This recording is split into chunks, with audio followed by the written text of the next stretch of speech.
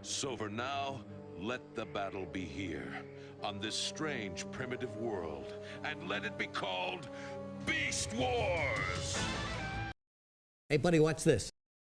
All right, folks, we got some custom beast-themed Battlegrounds cards here for Hearthstone from you guys, the Regis Kilbin community. Starting off here with the Pied Piper from Gorta the Great, a tier 3 minion. It's a 3/3, and it reads, whenever a beast would be summoned, but there's no room on board, gain its stats. And we see right now with beast builds, they're usually token-centered with things like Rat Pack dying, summoning lots of rats, maybe getting buffed by mama bears or pack leaders.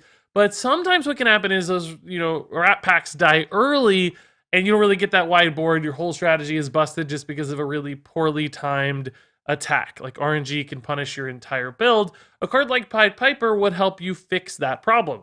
If that rat pack dies first, then boom, your Pied Piper gets those stats instead of them all just being lost to board space restrictions. So I think this would really shore up a weakness for beast builds. And in fact, you could even do things intentionally like try to play the rat pack first and kill it to set up a really big Pied Piper for like the second attack and help that take really nice value trades early that could still shift into the late game and still be relevant there as well. So basically, giving Beast a little bit more consistency, a backup plan. This keeps him from losing really hard early on, which can preserve some health and help them play for those late game situations much more reliably. So moving on here to the Tavern Butcher, a tier 2 minion from King Kuba. This is a 4/3 with a battle cry that reads, sell a friendly beast to restore 2 health to your hero. So here's the deal. I've said this before and I'll say it again. I don't really think we need healing in Battlegrounds. I think that just extends game times too much. But a lot of you guys want healing, so I'm respecting that by including some healing cards, even though personally I don't like that.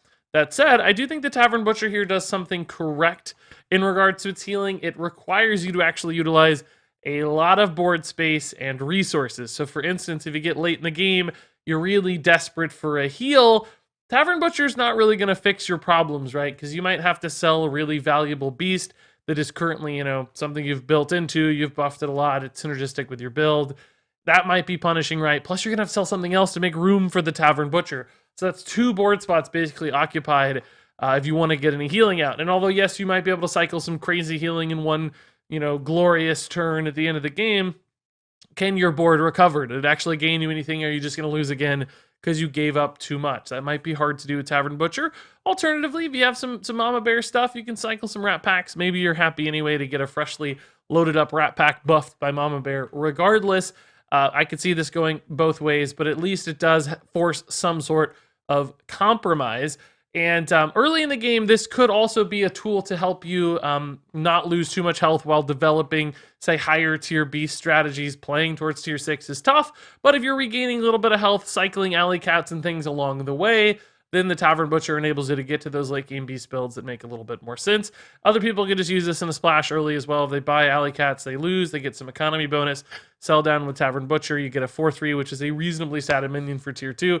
So a couple different applications for this card that seem pretty fun. I think it's probably a little bit too good. I don't really like healing, but nonetheless, I like a lot of different angles and mechanics that this one explores. Next up here, we have Lokay from Loeagle. This is a tier 3 5/5 beast, and it reads, this minion attacks enemy minions without taunt first. So we have here a little sniper style card that could be really important to shutting down things like, say, a soul juggler, right? Soul jugglers can be pretty bad for beasts. They can snipe your hyenas or your pack leaders early in a fight and you're ruined. Well, a card like Lokay is not guaranteed to hit, say, a soul juggler. It could certainly increase the chances to do that if, the soul juggler's hiding behind a bunch of like imprisoners. This could move down the line, kill that soul juggler, and really help you take a fight. This is probably not the kind of unit you want to invest a lot into in the late game, for instance, but in the meantime, this could really help you bridge that gap and do something unique. And I think counterplay cards like this do need to exist in Battlegrounds. Otherwise, there's just no way to really beat certain strategies, and your build can kind of just be helpless. So giving you opportunities to counterplay, to create friction, to stop your opponent's game plan is perfect, and that's exactly what this card could do. All right, moving on to the Pride Alpha here from Rob K, a tier 3 unit. It's a 3/3 beast, and it reads, at the end of your turn, if adjacent minions are beasts, then this guy will gain +2/+2. So you've got here a self-scaling sort of minion. It's kind of like that Iron Sensei buff, right? But it's basically rewarding a beast build by building something a little bit taller, which currently is pretty tough for beasts to do. We see demons get really, really big stuff, scale like crazy. Beasts have to do this wide board style of thing, and sometimes that can be pretty ineffectual when trading into gigantic demons. But with a card like Pride Alpha, particularly if you could get an early golden version of this, which would go to +4/+4, then this guy is going to create a pretty nice natural scaling unit that you don't have to dump a bunch of other resources into. So you just have to have that board position locked up. You're good to go. This guy does his thing, and you create an ability to go tall to diversify your game plan, which otherwise is mostly going wide, which could be really nice for beasts. You could even get 2 or 3 of these things rolling at once, and they'd help buff each other because they are, in fact, beasts. So if you're willing to commit to a beast game plan, I think this card would be really cool to move that in a slightly unique direction, give them a different spin, and perhaps the ability to play against different kinds of comps much more successfully.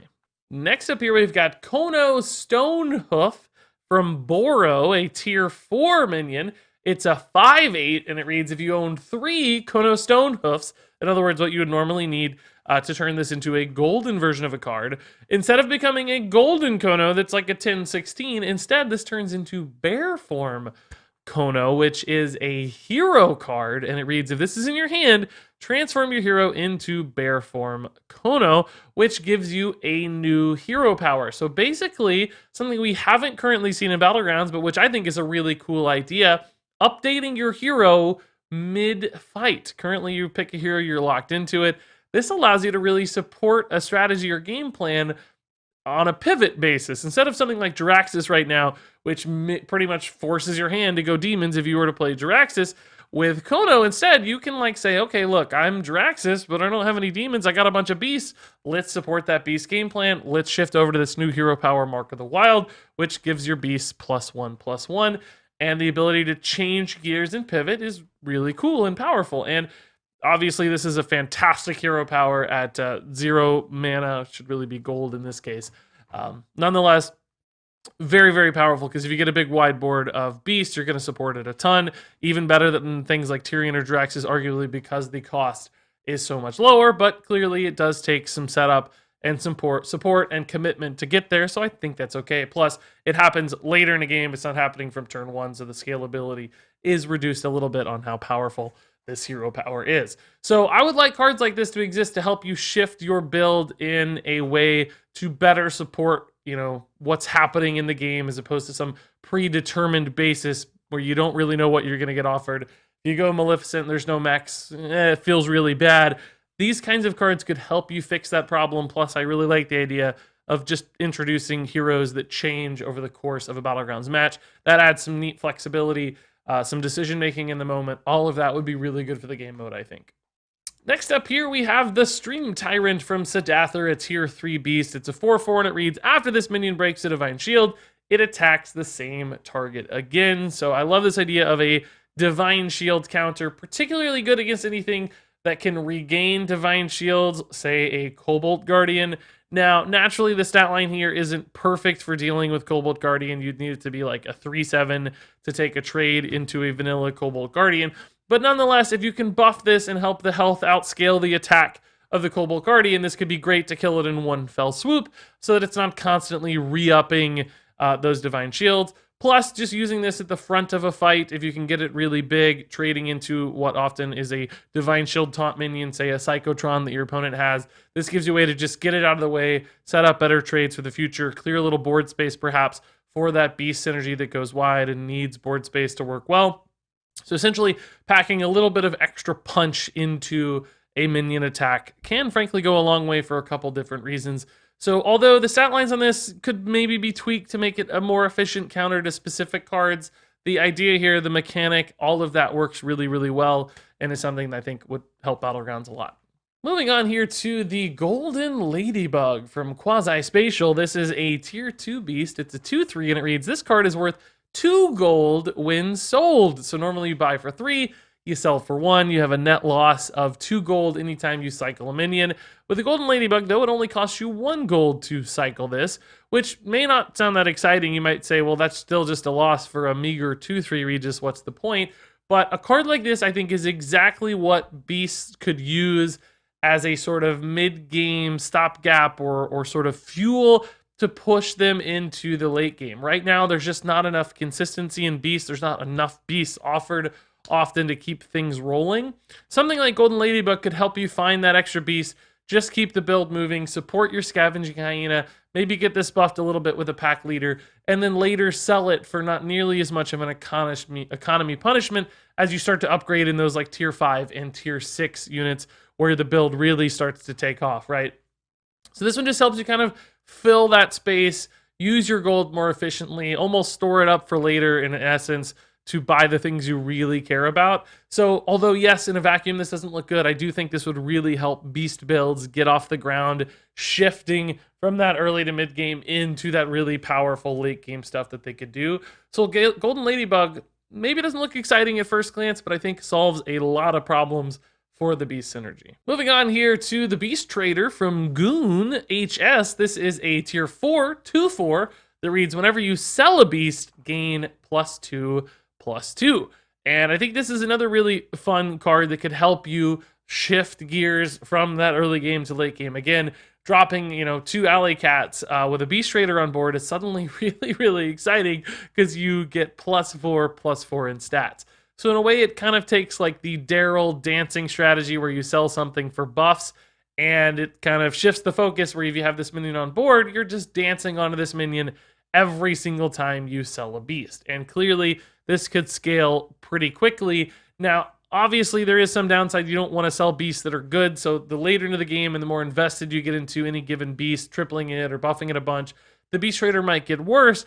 But if you leave some spots open on board, you've got this built-in buff to help this guy scale. And much like we talked about before with our Lion friend, the Beast Trader might help diversify Beast builds to go tall instead of constantly going wide, which could be really nice. And since this isn't a Beast, there's still a little bit of risk versus reward there. Maybe this doesn't benefit, say, a Scavenging Hyena, but nonetheless, it still gets really big and nasty and gives you some idea of how you can play against things like demons more successfully. So again, a card like Beast Trader, maybe a little overpowered if I think about it at a raw level, but nonetheless, the idea, the mechanic, the theme of this one fits really nicely and could help Beasts a ton. Moving on here to Rezon, Lola of Kings, a tier 5, 5/8 Beast from Kizaru GR. This one reads, after a friendly Beast dies, give all friendly minions +1/+2. So we take the Scavenging Hyena condition and we add in this sort of wide board Beast support, but in a little bit of a different direction. If we look right now, there's kind of 2 different ways Beasts are buffed. We've got like the Goldrin that's front loaded, and then we've got the Mama Bear, which is sort of back loaded. I like in a way how Rezon here is split. It's not necessarily front loaded or back loaded. It's constantly incrementing over the course of a fight instead of happening all at once in one of 2 different directions, which I think could help add some consistency. So maybe if this dies, after a couple Beasts dies, you still get some value. Whereas, if a Mama Bear dies at the wrong time, even 3 or 4 attacks into the fight, the Rat Pack may not go off and you may completely miss any of that consistency. In this case, no matter what order things are dying in, there's probably still a little bit of value, unless, of course, the Rezon dies exactly first. You've still got some problems. But nonetheless, it's less all-in, less fully committed, and probably supports a token build still very, very nicely. And if it does live for a long time and you have multiple chains of tokens going off, obviously the buffing on this could be absolutely ridiculous. Something like 10 to 15 minions could easily die in a fight if you have enough tokens and they line up perfectly. That means these buffs could get enormous all on their own, each of which I think are cool things that works really, really well for Beast. So I like how this takes that in a little bit of a different direction. It may be crowded out in a way because you already have, Goldrin at 5 and you have Mama Bear at 6. So all of these things are kind of competing against one another, but depending on the build, depending on the matchup and the opponent, Rezon may just work way better. And then finally here we have the Direhorn pack from Gorda the Great, a tier 1, 1/3 beast that reads, whenever this minion survives damage, summon a copy of it. So if you think about this in the early game, like on turn 1, for instance, this is a pretty cool idea, right? It trades well into most things, especially tokens, like 1/1s. This would basically melt, right? Because it'd summon multiple copies of itself, turning into a 1/1. So pretty powerful on turn 1. There are still things that would go even or better against this, say like a Vulgar Homunculus would still ultimately end up killing this. But I really like the idea beyond that of Direhorn pack being this cool card that scales super well if you can buff this over the course of the game, which isn't super easy right now with Beast, but nonetheless could happen. Imagine like a 2020 Direhorn pack that gets attacked and it takes 5 damage and it summons a 2015 Direhorn pack. And then that one takes 10 damage and summons a 25 Direhorn pack. This could go absolutely nuts if you support it that well, but it'd be really hard to get it there. So I like the idea of this high payoff card that might be hard to get there. Also, of course, there are still things like board space restrictions with a card like Direhorn pack. But if you gave it taunt and left some board space open and forced your opponent's hand, they might have a hard time if they couldn't quite get their attack high enough to kill this in one fell swoop.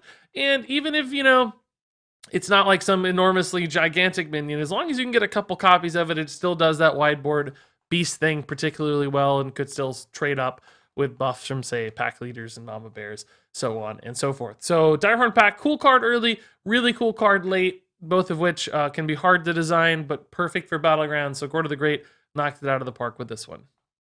And there you go, folks. That wraps it up for this particular Battlegrounds custom card review. Next time around, I want you to make me a tier 6 unit. Make something awesome. Make it big. It can fit any synergy. It can be a new synergy. I don't care, as long as it's a big, awesome tier 6 unit that makes it worth upgrading and playing for that tier 6 stuff. Details on submitting that card are in the description below, so check that out. Come up with a cool design, and in a week or two, we'll talk about some awesome tier 6 units for Battlegrounds. In the meantime, thank you much for watching. Share your thoughts on these cards below, and until next time, game on. Step aside. Emerge!